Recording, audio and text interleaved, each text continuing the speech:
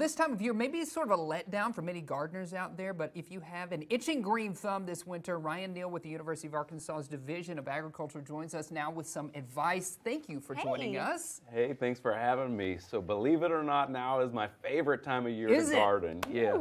There's no weeds, there's no insects or disease pressure. We can sit by the fire, open up a seed catalog, and look through all the different things that we want to grow and harvest in the spring, summer, and fall of the next year. So how do you get your start? Obviously, you've brought sort of an indoor setup with you today. What do we need to know about this? Of course, you can pick up starts at your local garden center, but you could also grow your own. Most of us don't have a greenhouse, but for a simple setup like this with lights, heat mat, and some potting soil mix and a place to grow them. This could even just be an egg carton or something like that we already have.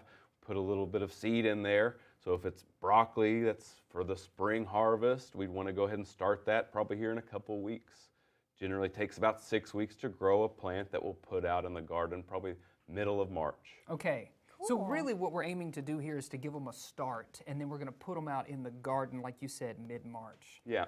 Get a jump on the season. You know, we tend to go from really cold to really hot, and so we don't have a lot of time in between. So for a spring crop, we want to get a jump on that as quickly as possible. It might still get too cold for something to be put outside, but we could easily overnight cover that with a milk carton, something like that to keep it protected. Probably don't want to plant tomatoes, really sensitive crops, until at least mid-April, 1st of May. Also be looking to protect those crops if we need to, if we do get a dip in cold temperatures. So what are those hardy crops that we could start growing right now? What are some good options for folks? Spring vegetables that we could go ahead and start here within the next couple weeks would be, your broccolis, all of your greens, lettuces, cabbage, onions. You could go ahead and put potatoes in the ground starting in a couple weeks.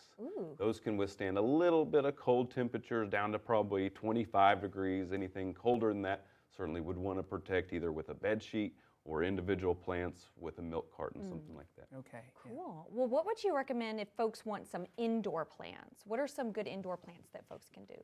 Well, for starting plants, the main thing, if we're doing vegetables, want to plant seeds twice the diameter of that seed itself. These lights do a good job of growing plants. You do want to get them as close to the plant as possible. Oh, wow. Okay, so you go ahead and... Right up on there. Yeah, I could probably grow 2 different of these trays with this light setup that I have here. So getting that as close as possible is probably the biggest mistake I see. If it's way up here, that plant's going to get really leggy, potentially fall over. It's not going to do well out in the garden when it's What outside. is, so you mentioned a heat pad. Is that what you said, the thing underneath this? Is that actually generating heat? Yep, so it's just got a little bit of warmth coming from it. It's probably 65 degrees, something like that. So it's going to heat up the soil, get those seeds to germinate as if they're in warm soil outside. That's probably the limiting factor if we put things in the ground outside. If that soil temperature is not at least 55 degrees, that plant's just going to sit there, not really do anything, be susceptible to pests and problems. So go ahead and let the ground warm up. This allows us to get a start on that season. Let me ask a question about, you're talking about putting things in the ground. I've also seen, particularly for those who don't have a lot of outdoor space, like a raised bed. Is there a difference in what you should put in one of those as opposed to actually putting in the earth? No, I love a raised bed. It's lifted up off of the ground, so it actually warms up sooner in the spring than something that's on bare ground or flat ground. And so that's nice to get a jump on the season as well. It drains really well if we get these huge rains that sometimes we have in the spring.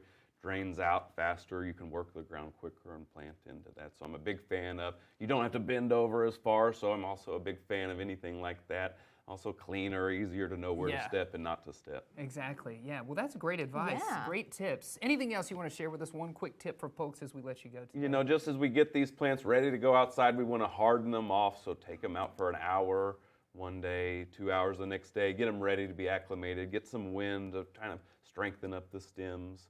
So don't just put them directly from a nice, perfect environment inside to outside. Yeah, Okay. yeah. Great tips. Thank you. so Thanks for joining much. us, getting us ready for growing season. Appreciate it. Awesome.